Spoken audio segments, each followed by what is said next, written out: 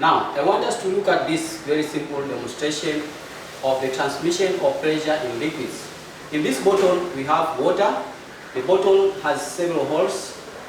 And what we want to do is to press it at one point, and then we look at how the pressure will be produced on those holes. And look at this. If I press up here, the pressure of the holes are going to produce jets of water which is the same magnitude all around. The same magnitude all around. Now what does that mean? Means pressure applied at the point where I pressed. The pressure applied at this point where I pressed is transmitted equally to all those holes which are there. And the holes will produce jets of water of the same magnitude, meaning that the pressure on those holes will be the same all through. Now, this is just a very simple demonstration. And in this demonstration,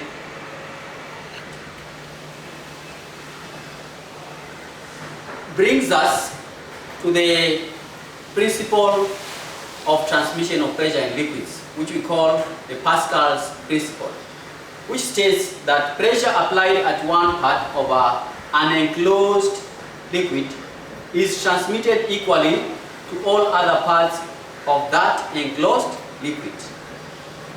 The pressure applied at one part, the way we have seen here, pressure applied at one part is transmitted all equal to all the other parts of this enclosed liquid. That is Pascal's principle, which simply states that pressure applied at one part of an enclosed liquid is transmitted equally to all other parts of that enclosed liquid. This principle can also be applied in hydraulic press. Now, if we observe this, we have a diagram down there, a diagram of enclosed liquid. One side we have a smaller piston, the other side we have a large piston. If pressure is applied on the side of the smaller piston, the liquid which is enclosed inside there will transmit the pressure equally to the other side of the large piston. When the system is at equilibrium, the pressure produced at the smaller piston will actually be the same as the pressure produced at the larger piston. And now, if a force is applied on the smaller piston, then the pressure will be transmitted equally to the large piston. Now, that force which is applied at the smaller piston normally produces a pressure in form of pressure 1 given by force 1 over area 1. We are simply saying that once the force has been applied on the smaller piston, that force on the smaller piston is applied on the surface area of the smaller piston. It will simply produce a pressure in this form, force 1 over area 1, which is equal to the pressure 1. This pressure will be transmitted equally to the region of the larger piston, because we are saying that pressure applied at one part is transmitted equally to all the other parts, where pressure applied at the smaller piston will be transmitted equally to the large piston. Now, once it reaches the large piston, that pressure, which is equal to the pressure 1, that pressure will simply be pressure 1, and so we are calling it pressure 2 on the large piston, but that pressure 2 is simply equal to pressure 1 because it has been transmitted equally to the large piston. The pressure on the large piston in turn produces another force. The pressure on that large piston will in turn produce another force in form of force 2 over area 2. Now why? Because that pressure on the large piston will now be distributed on the surface area of the larger piston. And once it is distributed on the larger piston, then it produces another force F2 on that area too. Now, remember that we have said that the pressure produced on piston, meaning on the small piston, will be transmitted equally to the large piston. If that is the case, then pressure on the small piston is equal to the pressure on the large piston. Pressure 1 is equal to pressure 2. If pressure 1 is equal to force 1 over area 1, and pressure 2 is equal to force 2 over area 2, then it simply means that pressure 1 is equal to pressure 2. So pressure 1 being force 1 over area 1, it is also going to be equal to force 2 over area 2. Now you see, the force applied on the smaller piston will produce another force on the larger piston in this form. Now if that is the case, it means that a smaller force applied on the smaller piston, a smaller force applied on the smaller piston will produce a large force on the large piston. And this is very important. That can be used in hydraulic systems. That can be used in hydraulic systems.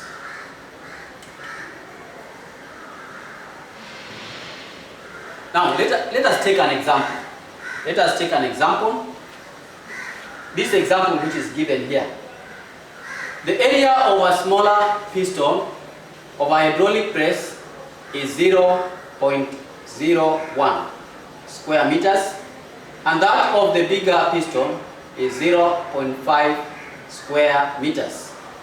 If the force applied on the smaller piston is 2 Newton, what force is transmitted to the large piston?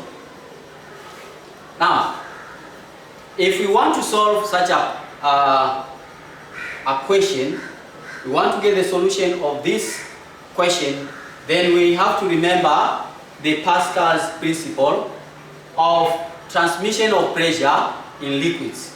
What does it say? What does it say? What does it state? It states that pressure applied at one part of an enclosed liquid will be transmitted equally to all the other parts of the same enclosed liquid. And therefore, the force applied on the smaller piston will produce a certain pressure. That same pressure will be transmitted to the large piston. If the pressure on the first piston will be given, the pressure on the first piston, I want to name it pressure 1, will be given by force 1 over area 1. The pressure on the second piston, I want to name it pressure 2, will be given by force 2 over area 2. And we are saying these two pressures will be the same. So therefore, pressure force 1 over area 1 will be equal to force 2 over area 2. Now we go ahead and substitute our values, And keep in mind that anything that is not in SI unit, we change it to SI unit. But we can see that the area of the smaller piston is 0.01 square meters, that is in SI unit. The area of the bigger piston is 0.5 square meters, which is also in SI unit.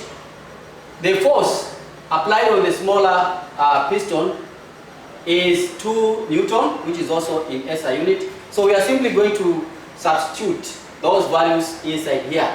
The force applied on the smaller piston, F1, is 2 Newton. The area applied on the smaller piston is 0.01 square meters, and the area on the large piston is 0.5 square meters. Now, substituting those values in our formula, F1 over area 1 is equal to F2 over area 2. Then we get this. F1 is 2 Newton. Area 1 is 0.01 square meters, and this is going to be equal to force 2, which we don't know, over area 2, which is 0.5 square meters.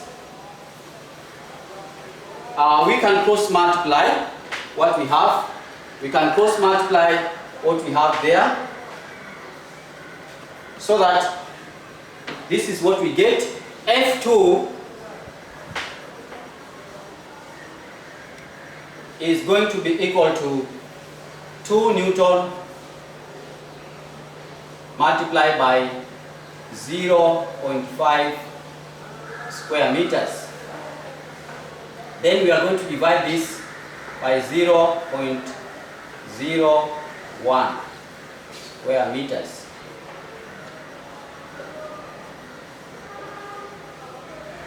So F2, the force that has been produced on the second piston, on the large piston, will be equal to 2 multiplied by 50.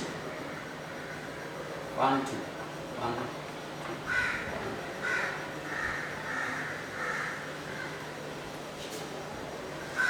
2. We multiply this one by 100 and this one by 100 is going to give us 50.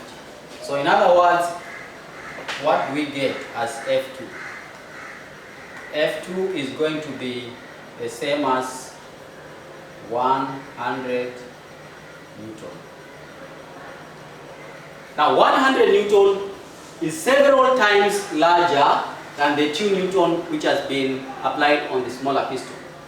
The force produced on the large piston will be 100 Newton, which is several times bigger than the force that has been applied on the smaller piston. Meaning that a smaller force applied on the smaller piston can produce a large force on the large piston.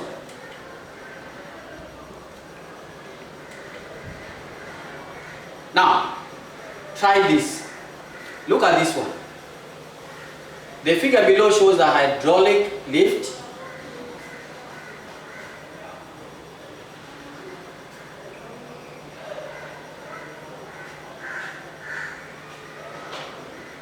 Okay, the figure below shows a hydraulic lift. The hydraulic lift is shown there. We have a smaller piston A, we have a large piston B, and they are connected. The two pistons are connected with a certain liquid. Now, the area on the area of piston A, which is the smaller piston, is 0.02 square centimeters. The area on the piston B, which is the large piston, is 2.5 centimeters square. Now, if the force applied on this piston A is 100 Newton, calculate the force produced on piston B.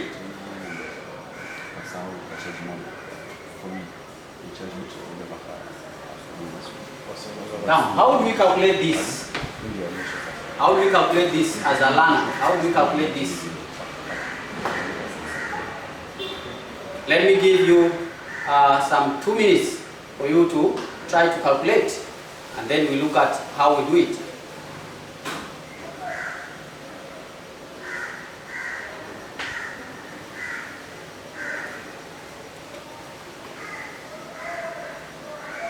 Okay, good. Now, for us to calculate this, we use the same formula that we have already learned, and this formula is simply applying F1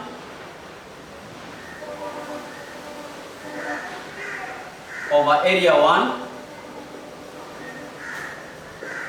We have given F1 to be the force on the smaller piston. However, we can also give it as the force A over area on piston A.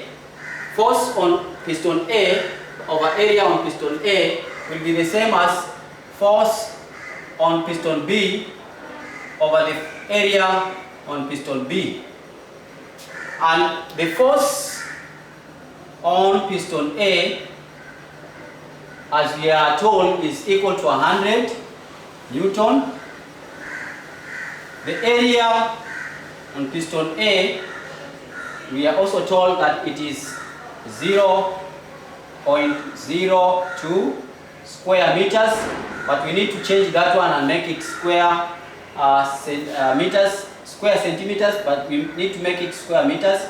Divide by 10,000, and this is going to give us the same as 0.0000002 square meters. The area on piston B is given as 2.5 square centimeters. We divide that one by 10,000 to change it to SI unit, which is going to be 0.00025. Now,